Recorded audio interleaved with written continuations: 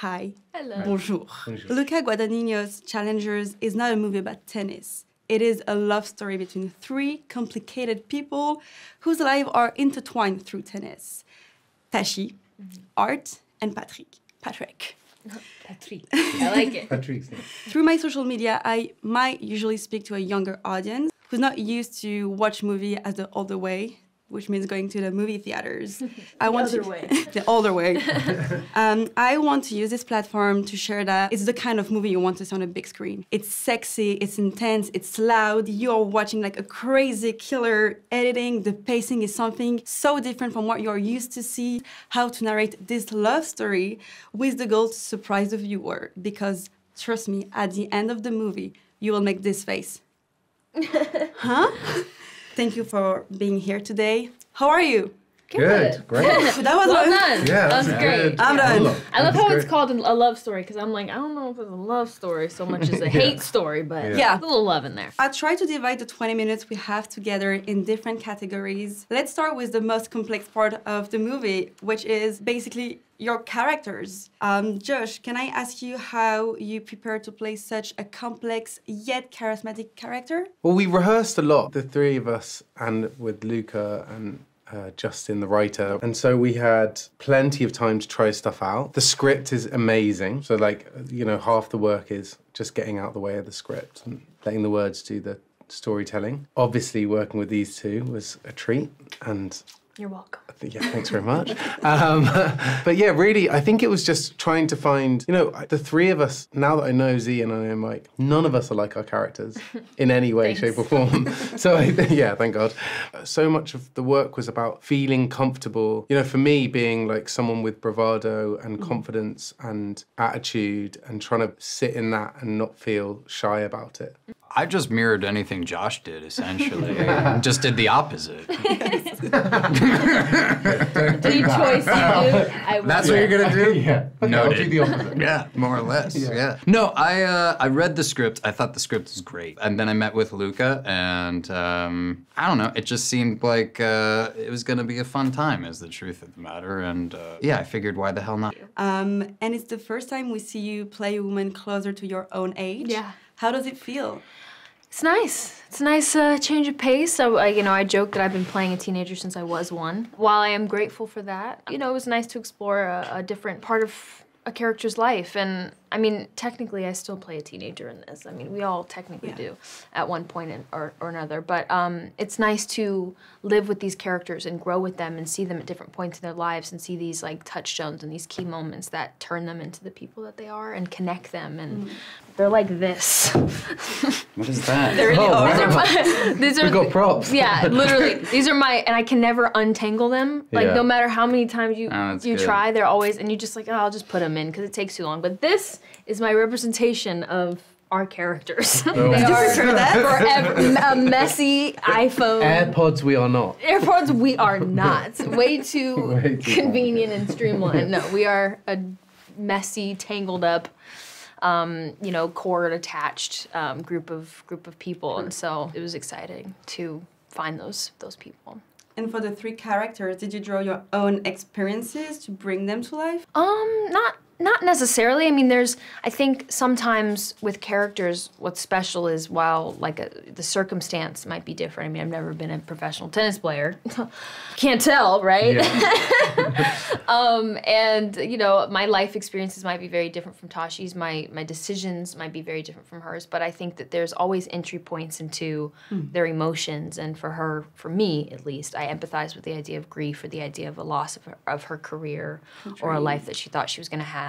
Or the idea of, you know, being responsible for other people, or always kind of having to take on everything for others and wanting things to just try to control things as much as you can. I mean, I don't necessarily do it in the toxic way she does, but I can empathize with certain things, and you try to find your entry points into things that feel like yourself, so it never feels like you're just completely playing someone that's so far from you that you don't feel them or understand them. Yeah. But this is why I feel like the scenario is like a drug, because every 10 minutes, you whether hate this character, then you love him, then like you feel for them, and then no, I hate you. Like the whole movie, like every 10 minutes, Like you switch sides. Yeah. Let's talk about woman in the movie because it's like such a central point. Challenger gives pride to the place of woman, highlighting their sportiness, but also their business acumen. Do you think with this kind of movie you're helping to move lines that one seems hard to shift for women? I mean, I hope so, just in the sense of the different kind of characters that we get to play. I think I appreciate that, and I've always appreciated in the writing of Tashi that, you know, she was just very unapologetic in who she was. And I think, you know, her injury isn't the thing that makes her calloused or hardened or, you know, driven or whatever. I think she already kind of had that, you know. She has this nature about her, you know, she's not willing to sacrifice anything for her goals or what she wants, and it clearly is innate within her. And her need for control and power over others, we see that, you know, in her as a teenager. I think what we don't see is the grief and the loss, the emotional breakdown where, you know, before I think the power or the need for power was just for fun, and now it's for, you know, survival. Survival, yeah. You know? So for me, I think it's about being able to play complicated female characters that aren't always likable and aren't always like our friend and, you know, we want to be besties with. Maybe you do or maybe you don't. It kind of goes back and forth, and I think that's okay, and that's interesting for me. Very interesting. But as being a producer, does it like change your relationship with the movie? Or not at all? I mean, yeah, it becomes more personal, I guess. I'm the kind of person that I go on set when I'm not like working just anyway, because I just like watching and learning. Oh, every day? Yeah. I've done it on most sets that I get to be on, just because I really enjoy the process. But it's nice when you have a place where you actually do, like, there's actually a reason for you to be there. Yeah. And you actually, you know, have a seat at the table. Sorry guys, I feel like we just need to have like a little woman conversation. Yeah. So it's like the whole movie like just empowers so much women, so this was needed, thank you. Yes, of course. My first passion is fashion. This outfit today is like my shield for my anxiety and shyness for this interview. I feel you. And most of my content usually is about fashion. A lot of people consider it as vain and superficial, but I do believe it's art, especially when it's mixed with cinema. Even if it's just like a beautiful gown or just a I told you shirt. Like, the choices are not made just like that. It's a whole reflection. Josh, may I ask you what's your opinion on the importance of fashion in cinema? Well, there's a rich history of it. You know, Luca's not the first person to take, you know, someone from the fashion industry and bring them into film. It's happened many times before, but it is a kind of match made in heaven. I've known Jonathan for many years. A lot of his fashion shows kind of have their own cinematic feeling about them. And that, you know, and fashion is also storytelling. It's a good marriage, cinema and fashion. But also, I think what was really interesting about this film was that, you know, it was totally unexpected. Like Z said earlier, you know, I remember going into those first fittings and being like, there's a pair of shorts that I wear. And I was like, they're so short, I would never wear those. And of course, I would never wear that. I'm not nothing like Patrick. Purpley, like very high, tight shorts. It was a stroke of genius from Jonathan, because there was no way of hiding. It was like, you have to feel confident in those. Yeah. Like, do you know what I mean? So he was like, it can also inform Patrick Wood. Yeah. And it can also, the power it has is to inform the performance. Yeah. Yeah, it's extremely important. It's very informative when you're kind of developing a character and when you first step on set and you're starting to wear the skin. I always define it, like whenever I do rehearsals in theater, I try and like wear shoes, you know, that are, so I'm like, actually, it does. It changes the way you walk, it changes your mannerisms and the things. It's extremely important. It's like a very informative piece of everything that goes together. I really enjoyed the props too, because it was all the early 2000s stuff, and it was like a nice, I don't know, just memory, all the old phones and like you know, the razor that I think we've all had in our life at some point. Just little things that can kind of transport you to a moment of your youth or your childhood, you know, I thought was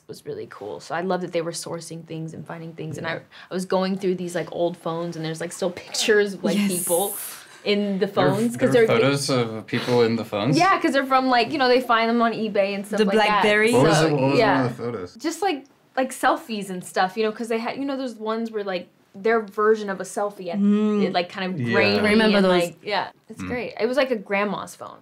That's fun. Yeah. Sounds like my fun. It was an older lady. Oh, that's sweet. picture. Bless her. That's sweet. Yeah. I hope she watched this. Like, this is my phone. Yeah. Aw. Wait. I love how we just say Jonathan as it's like Jonathan, my neighbor, but we're talking about Jonathan Anderson, head designer of SUIVEZ and also his own house, a genius in fashion. Can I ask you how this collaboration started with the costume designer? I think it was Luca who brought him on board, and like I think to what you're saying, I think he's brilliant, and it's so connected, but it's also such an incredibly different process to be a costume designer.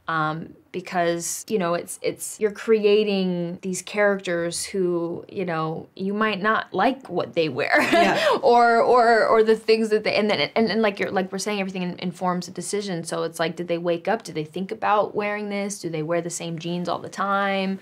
Maybe they're a little ill-fitting and they, you know, prefer to wear them with a belt. It's all these different things that kind of like we're saying inform our performance as well. So it was a fun collaboration. I think also like getting to find out, you know, how these characters grow up and how their style changes and evolves as they become older. And I think he had such a keen understanding of that, so effortlessly understanding these characters in a real honest way. And like you're saying, whether it be like knowing that these short shorts would be something that Patrick would be very confident in, right? Or, you know, little things. I think he truly understood, and I really enjoyed my fittings I enjoyed and it finding. so much. This is like music to my ear because I love when two art meet and create like different stories. So I love that. Like just to see back the 2015 fashion with the wedges and the Chanel loafers. I'm like, so you all three play very complex characters. We love them, we hate them, we feel for them, and mostly you empathize with them. Empathize? English listener with the Challenger cast, empathize. Yes, you did with- perfect. There's this one thing that is also very relatable is the story about a dream that will never happen. And I feel like especially our generation, we see so many young people who achieve their goals, achieve their dream, that you can feel pressure when you're not succeeding. The fact that Tashi is living her dream through other people because she will not be able to play tennis. I think it's something quite refreshing to see, and I just wanted to thank you because at the end of the movie there is the love, there is the hate, but there is also this thing that you leave the theater with this, is that winning isn't always as fun as playing the game. Yeah, Thank you. thanks so much. That was Well such said. a wonderful Great outro. interview. Zendaya, also thank you very much. It's our third interview. Challenger is out on the movies on the 24th of April. Woo woo. Go see it. Yes. It's fun. Bring your friends. Bring your boyfriend, your girlfriend, their best friend. You can have like Yeah. a whole different feeling at the end. Be careful. Be careful. Thank you so much. Thank you. Thanks a lot. Amazing. Was it good? It was good. Yeah, It great was so job. good. You did great. You did great, genuinely. Merci.